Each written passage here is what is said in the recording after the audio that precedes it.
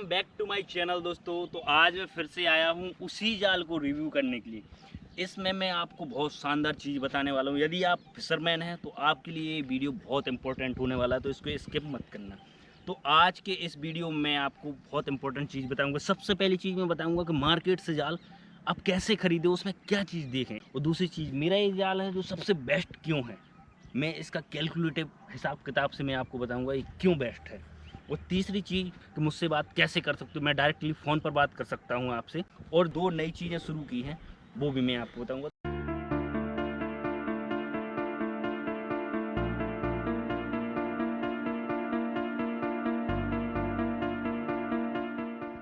तो दोस्तों हम पहले पॉइंट पर आते हैं कि जाल खरीदते वक्त क्या देखें, मार्केट से जाल खरीदते वक्त क्या देखें। क्योंकि मैं तो बहुत कम जाल बनाता हूँ, तो मैं उतने ज़्यादा सेल नहीं कर पाता हूँ, क्योंकि महीने भर में 1 या 2 बनाता हूँ। लेकिन मैं आपको ज़रूर बताऊँगा, यदि आप मेरा जाल नहीं खरीद रहे हो या नहीं ले पा रहे हो, तो मार्केट से जाल लेते वक्त क्या चीज़ देखें। तो आइए हम दिखाते हैं। पिन पॉइंट मैं बात करूंगा, तो इसलिए पूरे वीडियो में बने रहें। सबसे पहले मार्केट से यदि आप जाल ले रहे हो तो उसकी चोटी देखना है आपको। ये चोटी देख रहे हो, ये चोटी जो है ना, ये मैंने 60 फंदे से स्टार्ट की है। और ऐसा नहीं कि हर एक का इतना ही रहेगा, नहीं, एक कैलकुलेटिव होती है। ऊपर के फंदे से नीचे तक टोटली काउंटेड फंदे होते हैं। तो ये जो 60 मैंने शुरू की है, क्यों की है, मैं अभी आगे आपको बताऊंगा। तो सबसे पहले हमें देखना है चोटी के लिए कि चोटी एक नियमित फंदों से शुरू हो। ऐसा ना हो कि उसमें 150-200 फंदे रहे, मुट्ठी में ना आए। और यहाँ पे आप देख रहे हो ये प्रॉपर फैले हुए हैं, पास नहीं, यहाँ पर ये प्रॉपर फंदे खुले हुए हैं और फैले हुए हैं जी, आप देख रहे हो। तो इसमें क्या रहता है, फंदे मैंने कम यूज़ किए हैं लेकिन प्रॉपर खुले हैं। यदि यहाँ पर फंदे ज़्यादा होंगे तो ये ओवरलैप करेंगे, ढीला ढाला सा रहेगा, फूला सा रहेगा, ओवरलैप एक दूसरे के ऊपर चढ़े रहेंगे। इसलिए ज़्यादा फंदे से नेट स्टार्ट ना हो। आप मार्केट में जब लेने जाओ तो ये ज़रूर देखें, क्योंकि ज़्यादा से जो रहेगा देखने में बड़ा नेट लगेगा लेकिन फैलेगा कम और एरिया कम कवर करेगा। तो इस चीज़ का हमें ध्यान रखना है। तो पहली चीज़ ये हुए। और दूसरी चीज़ आप इधर देखिए, दूसरी चीज़ आप देख रहे हो, ये यहाँ पे मैंने फंदे बढ़ाए हुए हैं। इसको मैं थोड़ा फैला के दिखाता हूँ। ये मैंने फंदे बढ़ाए हुए हैं। यहाँ जैसे 60 फंदे थे या 120 थे, यहाँ पे 240, इस टाइप से मैंने डबल किए। लेकिन आपको महसूस कहीं नहीं होंगे कि फंदे मैंने डबल किए हैं, क्योंकि मार्केट में क्या रहता है कि एक ही फंदे पे 2-2 लटका देते हैं, मेहनत नहीं करते और ऐसे ही स्टिचिंग कर देते हैं, नॉर्मल सिलाई से इसको ज्वाइंट कर देते हैं। तो वो गलत चीज़ है। मार्केट में आपको ये चीज़ ज़रूर देखना है। ये आप देख रहे हो मेरे जो फंदे हैं ना, इसमें आपको ओवरलैपिंग करते हुए नहीं दिखेंगे, 2 फंदे कहीं नहीं दिखेंगे, प्रॉपर रहेंगे। एक फंदा एक्स्ट्रा ये हमने बढ़ाया है, डबल हुआ है ना, तो एक फंदा ये हमने एक्स्ट्रा बढ़ाया हुआ है। तो इस टाइप से आपको देखना उसने किस हिसाब किताब से अपने फंदे बढ़ाए हुए हैं। ये बहुत ज़रूरी चीज़ है यदि आप मार्केट से ख़रीदते हैं, तो इस चीज़ को आपको देखना। और नेक्स्ट जो लास्ट चीज़ है और जो सबसे इम्पोर्टेंट चीज़ है वो है आपका फिश बैग होता है। फिश बैग बहुत ज़रूरी चीज़ है। फिश बैग में क्या रहता है, सबसे मेन चीज़, फिश बैग आपका फिक्स ना हो, फिक्स नहीं होना चाहिए। फिक्स बैग को मूवमेंट करते रहना चाहिए, तो फिक्स ना हो, सबसे पहले ये देखना है। जैसे कि मैं आपको दिखाता हूँ, ये आप देख रहे हो मेरा फिश बैग यहाँ पर जॉइंट है, लेकिन ये फिक्स नहीं है, ये मूवमेंट कर रहा है, दिख रहे हो, हर एक फंदा मूवमेंट कर रहा है। और जहाँ पर फिश बैग जॉइंट है मैंने ये डबल लाइन डाली है, क्योंकि इसका पूरा वेट इस पर आना है, तो मैंने डबल लाइन डाली है। तो आपको ये चीज़ देखना है कि जहाँ पर फिश बैग बंधा हुआ है वहाँ पर डबल लाइन या मोटी लाइन का यूज़ हुआ है कि नहीं, क्योंकि मछली का पूरा वेट इसी में आना है। और दूसरी चीज़ क्या देखना है कि ऊपर फिश बैग है ना, जॉइंट ना हो, फिक्स जॉइंट ना हो, मूवमेंट करता रहे, क्योंकि मछली वगैरह उसमें जब फंसेगी तो वो इधर उधर उचकेगी, तो उससे जो अपना फंदा है उस पर वेट ना पड़े और वो टूटे ना। यदि पत्थर में भी फंसता है तब भी वो मूवमेंट कर सके, तुरंत ही पट्ट से ना टूटे। यदि ये फिक्स रहेगा तो पट्ट से टूट जाएगा। उसके बाद नीचे हम आते हैं, ये हमारा फिश बैग है, आप नीचे देख रहे हो जी हमारी फंदा है। नीचे जो हमने लाइन फंदा बनाया वो भी हमने डबल लाइन का बनाया है, और वो भी फिक्स नहीं है। आप देख रहे हो, फिक्स मतलब खिसक रहा है, मूवमेंट कर रहा है। ये आप देख रहे हो, सभी फंदे कहीं पे नोट से फिक्स नहीं है। ये बहुत इंपॉर्टेंट चीज़ होती है। आपने सबसे नीचे का फंदा जो देखा है वो भी मैंने डबल लाइन का यूज़ किया है। और दूसरी चीज़, उसमें कहीं पे भी नोट नहीं लगाया है लीड में फिक्स करते हुए। लीड में भी फिक्स किया है, वहाँ पर नोट नहीं लगाया, ऊपर फिक्स किया है, वहाँ पर भी नोट नहीं लगाया, सब मूव कर रहा है। तो आपको ये ज़रूर देखना है कहीं फिक्स ना हो, क्योंकि फिक्स चीज़ तुरंत टूटती है वेट पड़ते ही। उसके बाद फिर देखते हैं हम अपनी लाइन को। ये लाइन देख रहे हो, ये जो मैंने लीड बनाई हुई है इसमें मैंने 3 लाइन का यूज़ किया है। 2 लाइन अपने सिंकर को पकड़ के रखें, एक ये मूवमेंट करने वाली लाइन है जो वेट को एडजस्ट करेगी। आप देख रहे हो इस तरह से बीट को एडजस्ट करेगी पूरी लाइन। एक ये चल रही है, इसी से अपना ये बंधा हुआ है, ये आप देख रहे हो, ये इसी से अपने नेट में जो फिक्स है ना वो लाइन चल रही है। और ये हमारा सिंकर आप देख रहे हो, ये उतनी साइज़ का जितनी साइज़ का हमारा फंदा है, 1.5 इंच का ये है, 1.5 इंच का फंदा है, 45 mm का ये है, 45 का ये है। तो आपने देखा दोस्तों मेरी लाइन कितनी शानदार लाइन है। मैंने उसमें 3 लाइन का यूज किया है अपनी लीड में, 2 लाइन सिंकर को पकड़ के रखे हो, और जो अपनी मेन लाइन है वो चल रही है, एकदम मूवमेंट कर रही है। तो आपको ये चीज़ देखना है कहीं भी कोई चीज़ फिक्स ना हो अपने फिक्स बैग में। यदि फिक्स बैग फिक्स रहता है, जब हम जाल को खींचते हैं तो पत्थर में भी फंसता है, तो वहाँ पट्ट से टूट जाएगा। यदि बड़ी मछली आ गई तो पट्ट से टूट जाएगी। एडजस्ट होना चाहिए फंदे को, यदि लोड कहीं पड़ रहा है तो दूसरे फंदे पर लोड डाल सके, तीसरे पर डाल सके, इस तरह से एडजस्ट होना चाहिए। तो एक कुछ चीज़ें हैं, खास चीज़ें हैं जो आपको नेट लेते वक्त देखना है कि सिंकर बड़ा ना हो या छोटा ना हो। यदि छोटा रहेगा तो वो नेट से खिसके मतलब फंदे से निकलेगा और फंसेगा। तो बराबर यदि साइज़ का तो सबसे बेस्ट रहता है। और दोस्तों रेडीमेड नेट जब आप लेते हो तो उसमें एक चीज़ अलग दिखती है हमारे हैंडमेड नेट से, वो मैं आपको बताता हूँ। इसको जब हम उठाते हैं तब आपको पता चलेगा रेडीमेड और हैंडमेड में क्या अंतर होता है। ये आप देख रहे हो मेरा नेट ऊपर से ही कितना पतला है, देख रहे हो कितना पतला उड़ रहा है, क्योंकि फंदे कैलकुलेटिव हैं।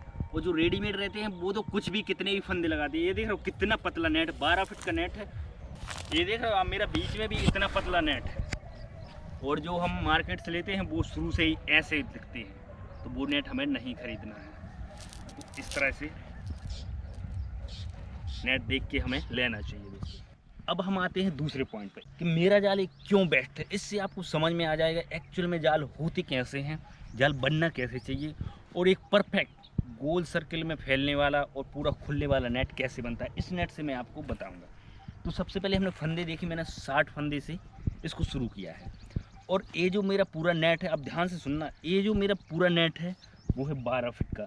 यदि आप फिशन और नेट के लवर हो तो आप पेन काफ़ी भी रख लो, इतनी इंपॉर्टेंट मैं चीज़ आपको बताने वाला हूँ। तो सबसे पहली चीज़ है मैंने इसको 60 फंदे से शुरू किया है, ठीक। और दूसरा मेरे इस नेट की पूरी जो हाइट है वो है 12 फीट। पूरी हाइट से मतलब है तो उसमें फिश बैग भी काउंट है, लेकिन फिश बैग हाइट में नहीं आता है, नेट की हाइट में। फिश बैग मैंने काउंट किया है तो पूरी हाइट मेरी 12 फीट है, बट जो हमारी एक्चुअल हाइट इसकी हाइट है वो है 11 फीट। कहाँ तक? यहाँ तक, जहाँ पे हमारा फिश बैग जॉइंट है। क्योंकि मछली हमें यहीं तक की मिल रहा है, फिश बैग जहाँ पे जॉइंट है, इसके अंदर जो मछली रहेगी वही फिश बैग के अंदर आएगी।